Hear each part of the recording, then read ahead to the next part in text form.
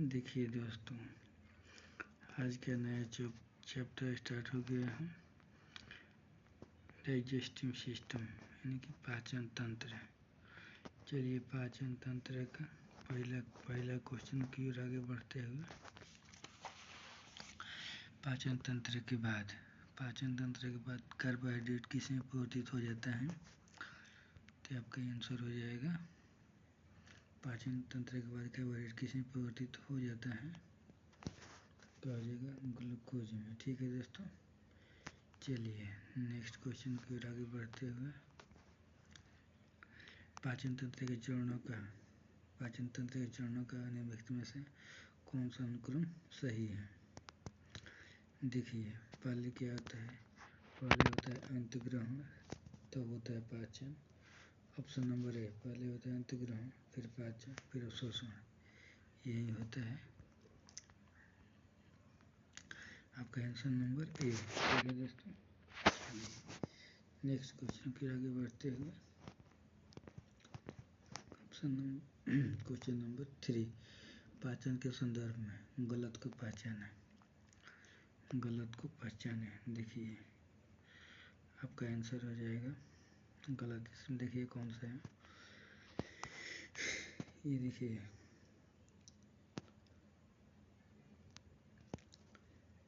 सांघिक और शोषण दोनों अंतग्रहण से पहले होते हैं। ये ऑप्शन गलत है, ये ऑप्शन नंबर सी गलत है, ऑप्शन नंबर सी गलत है, ये आंसर होगा। चलिए ठीक है, नेक्स्ट क्वेश्चन की ओर, पाचन तंत्र के भोजन की गति का सही क्रम क्या है। ये होते हैं दोस्तों मुंह, ग्रास नली और पेट। Option number B. ठीक है दोस्तों, चलिए नेक्स्ट क्वेश्चन की ओर, दंत का इनेमल किससे बना होता है। दंत का इनेमल किससे बना होता है, तो ये बना होता है कैल्शियम फॉस्फेट के। ठीक है दोस्तों, कैल्शियम फॉस्फेट। ठीक है दोस्तों, चलिए नेक्स्ट क्वेश्चन की ओर, एक वयस्क मनुष्य के मुंह में कितने कृतंक दंत होते हैं। कृतंक होते हैं 4। ठीक है दोस्तों, नीचे 4 ऊपर 6, टोटल मिला के 8। ठीक है दोस्तों, ऑप्शन नंबर बी। चलिए नेक्स्ट क्वेश्चन की ओर, निम्न में से कौन सा पाचक एंजाइम लार में पाया जाता है। कौन सा पाचक एंजाइम लार में पाया जाता है, तो ये होता है एमाइलेज। ठीक है दोस्तों, ये होता है एमाइलेज। ठीक है, ऑप्शन नंबर सी। ठीक है दोस्तों, चलिए नेक्स्ट क्वेश्चन की ओर, लार एमाइलेज किसके पाचन में मदद करता है। लार एमाइलेज किसके पाचन में मदद करता है, तो ये होता है स्टार्च में। ठीक है दोस्तों, ऑप्शन नंबर ए। दोस्तों चलिए ठीक है दोस्तों, नेक्स्ट क्वेश्चन की ओर, भोजन नली की दीवारों के संकुचन और प्रसरण को क्या कहते हैं। इसको बोलते हैं दोलन। ठीक है दोस्तों, इसको बोलते हैं दोलन। ठीक है दोस्तों, ऑप्शन नंबर बी। चलिए नेक्स्ट क्वेश्चन की ओर, जठर का पीएच मान कितना होता है। देखिए दोस्तों, जठर का पीएच मान होता है 1.2, ऑप्शन नंबर ए। ठीक है दोस्तों, चलिए नेक्स्ट क्वेश्चन की ओर, पाचन तंत्र में निम्नलिखित में से कौन सा हाइड्रोक्लोरिक अम्ल NaCl हाइड्रोक्लोरिक अम्ल पेप्सिन नामक प्रोटीन को पचाने वाला एंजाइम और श्लेष्मा छोड़ता है। ये छोड़ता है गैस्ट्रिक ग्रंथि, ऑप्शन नंबर बी। ठीक है दोस्तों, ऑप्शन नंबर बी। चलिए नेक्स्ट क्वेश्चन की ओर, पाचन की प्रक्रिया में अपनी क्रिया के लिए किस एंजाइम को हाइड्रोक्लोरिक एसिड NaCl की उपस्थिति की आवश्यकता होती है। ये होता है पेप्सिन। ठीक है दोस्तों, ऑप्शन नंबर सी। ठीक है दोस्तों, चलिए नेक्स्ट क्वेश्चन की ओर, निम्न में से कौन सा एसिड हमारा पेट पैदा करता है, जो पाचन में मदद करता है। ये होता है HCl हाइड्रोक्लोरिक अम्ल, ऑप्शन नंबर बी। ठीक है दोस्तों, चलिए नेक्स्ट क्वेश्चन की ओर, मनुष्य के आमाशय में कौन सा अम्ल बनता है? मनुष्य के आमाशय में कौन सा अम्ल बनता है? तो HCl बनता है, ये बनता है HCl। ठीक है दोस्तों, ऑप्शन नंबर सी।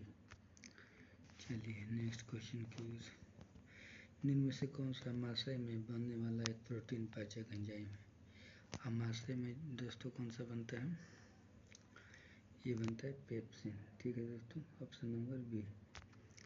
चलिए नेक्स्ट क्वेश्चन की ओर। पाचन ग्रंथि और उसके एंजाइम से संबंधित गलत जोड़ी का चयन करें। देखिए, ये अग्नाशय रस इससे होता है, ये सही है। यकृत पित्ताशय, ये भी सही है।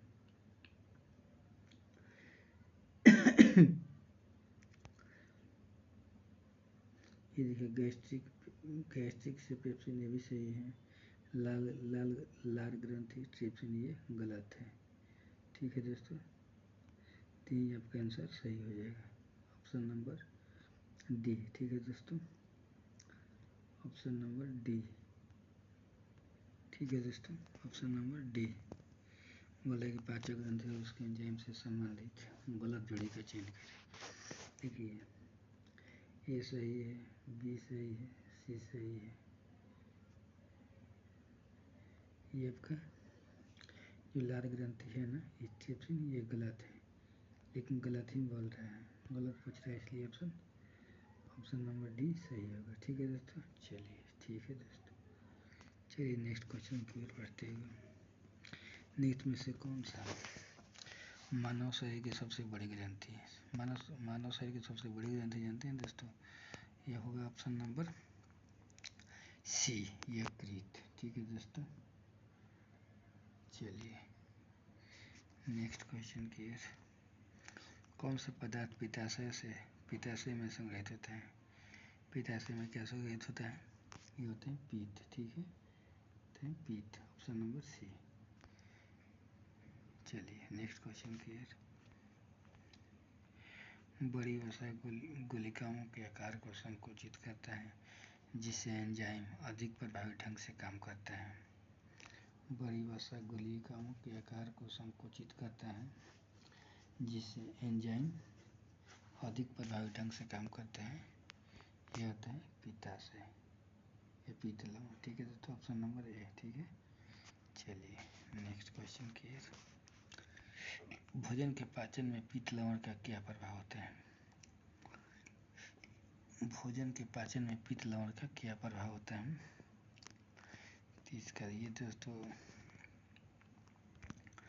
ये आपका ऑप्शन नंबर हो जाएगा। देखिए, भोजन के पाचन में पित्त लवण का क्या कार्य होता है? ये होता है, ये बड़ी वसा गुलिका को छोटी छोटी गोलियों में तोड़ देता है, ऑप्शन नंबर ए। ठीक है दोस्तों, ऑप्शन नंबर ए। चलिए नेक्स्ट क्वेश्चन की ओर।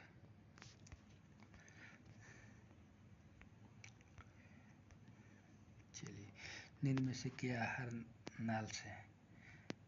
नाल में अम्लीय आहार को क्षारीय पौधित करता है? ये करता है पित्त रस। ठीक है, ऑप्शन नंबर बी। चलिए नेक्स्ट क्वेश्चन की ओर। कार्बोहाइड्रेट, प्रोटीन और वसा के पूर्ण पाचन का स्थान कहाँ होता है? देखिए, पूर्ण पाचन होता है छोटी आंत में। ठीक है, ऑप्शन नंबर बी। छोटी आंत के शोषण क्षेत्र में बढ़े हुए अंगुलीनुमा प्रवर्धक को क्या कहते हैं? इसको बोलते हैं बिलाई। ठीक है दोस्तों, इसको बोलते हैं बिलाई। ठीक है दोस्तों, चलिए नेक्स्ट क्वेश्चन की ओर। ड्यूडेनम किसका भाग होता है? ड्यूडेनम किसका भाग होता है? तो ये होता है छोटी आंत का। ठीक है दोस्तों, ऑप्शन नंबर बी। चलिए नेक्स्ट क्वेश्चन की ओर। निम्न में से कौन सा एंजाइम अग्नाशय द्वारा स्रावित होता है? अग्नाशय द्वारा क्या स्रावित होता है? इनमें से कौन सा एंजाइम अग्नाशय द्वारा स्रावित होता है? तो ये होता है ट्रिप्सिन, ऑप्शन नंबर सी। ठीक है दोस्तों, चलिए नेक्स्ट क्वेश्चन की ओर। पित्त के कार्य को क्या कहा जाता है? पित्त के कार्य को पायसीकरण कहा जाता है। ठीक है दोस्तों, पायसीकरण कहा जाता है, ऑप्शन नंबर ए। चलिए नेक्स्ट क्वेश्चन की ओर। पेट की दीवार में मौजूद जठर ग्रंथि क्या उत्सर्जित नहीं करती है? पेट की दीवार में मौजूद जठर ग्रंथि क्या उत्सर्जित नहीं करती हैं? तो आपका हो जाएगा, देखिए श्लेष्मा छोड़ती है, HCl भी छोड़ती है, पेप्सिन भी निकलती है इससे, लेकिन लार नहीं निकलता है, इसलिए ऑप्शन नंबर डी आंसर हो जाएगा, लार। चलिए चलते हैं नेक्स्ट क्वेश्चन की ओर। पाचन तंत्र में निम्नलिखित में से कौन सा HCl यानी कि हाइड्रोक्लोरिक अम्ल पेप्सिन नामक प्रोटीन को पचाने वाला एंजाइम और श्लेष्मा को छोड़ता है? श्लेष्मा को छोड़ता है तो ये होते हैं गैस्ट्रिक ग्रंथि, ऑप्शन नंबर सी। चलिए नेक्स्ट क्वेश्चन की ओर। छोटी आंत में बिलाई के कार्य से संबंधित कहें। बिलाई का क्या कहा था कि छोटी आंत में बिलाई के कार्य से संबंधित कौन सा विकल्प सही है? तो बिलाई का कार्य होता है अवशोषण सतह क्षेत्र को बढ़ाता है, ऑप्शन नंबर सी, चलिए नेक्स्ट क्वेश्चन की ओर। लैक्टोज एक सेकंड रुक गया दोस्तों, छोटा क्वेश्चन देखिए, लैक्टोज असहिष्णुता क्या होती है? ये देखिए दोस्तों, ये क्या होती है ना, एक ऐसी स्थिति जिसमें छोटी आंत दूध उत्पादन में पाई जाने वाली शर्करा को तोड़ने में असमर्थ होती है, इसका ऑप्शन नंबर सी आंसर हो जाएगा। ठीक है दोस्तों, चलिए चलते हैं नेक्स्ट क्वेश्चन की ओर। बोल रहे खुर वाले जानवरों के आमाशय का सबसे बड़ा हिस्सा कौन सा होता है? जो खुर वाले जानवर होते हैं ना, उसके आमाशय का सबसे बड़ा हिस्सा रुमेन होता है। ठीक है दोस्तों, ऑप्शन नंबर बी रुमेन होता है। ठीक है दोस्तों, चलिए नेक्स्ट क्वेश्चन की ओर।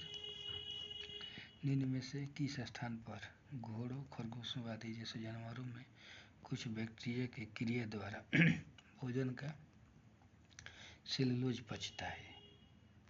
ये होता है सीकम। ठीक है दोस्तों, ऑप्शन नंबर सी।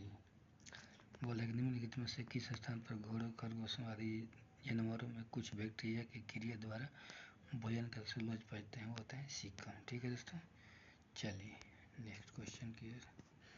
और आज का लास्ट क्वेश्चन, किसी व्यक्ति के पाचन तंत्र की जांच करने के लिए इस्तेमाल किए जाने वाला यंत्र को क्या कहते हैं? देखिए, किसी व्यक्ति के पाचन तंत्र की जांच करने के लिए इस्तेमाल किए जाने वाला यंत्र क्या कहलाता है? ये कहते हैं इंडोस्कोप, ऑप्शन नंबर बी। ठीक है दोस्तों, ये होता है ऑप्शन नंबर बी, इंडोस्कोप।